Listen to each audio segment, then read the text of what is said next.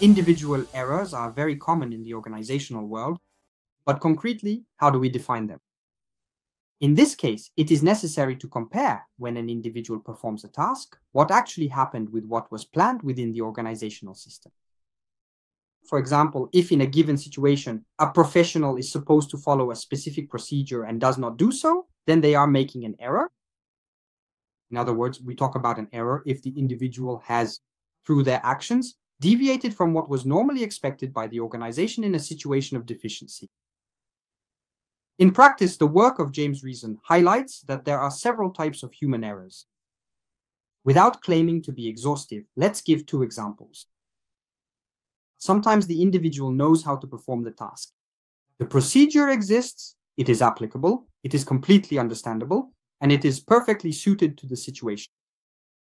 In fact, this procedure usually does not pose any problem for the individual.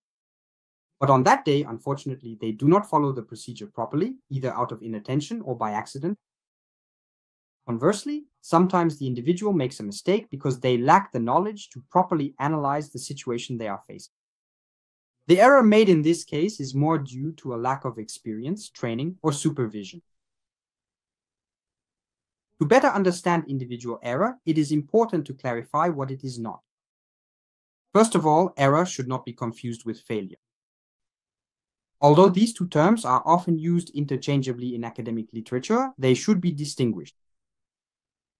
We speak of failure when a goal has not been achieved. In other words, the result obtained does not match what was originally desired in terms of performance. For example, if my goal is to cut the turnover rate in my organization by half and I don't succeed, that's a failure. Maybe I went about it the wrong way, maybe I made mistakes, or maybe my goal simply wasn't realistic given my organization's context, and so maybe I didn't make any mistake at all. In any case, not achieving my goal is a failure. Secondly, a mistake should not be confused with a fault. When a professional acts negligently or is insubordinate, when they intentionally deviate from a standard of conduct, it is not a mistake, but a fault. This would be the case, for example, if a professional consumes prohibited substances before performing a pruning job. This distinction between a mistake and a fault is crucial because it allows us to differentiate between two things.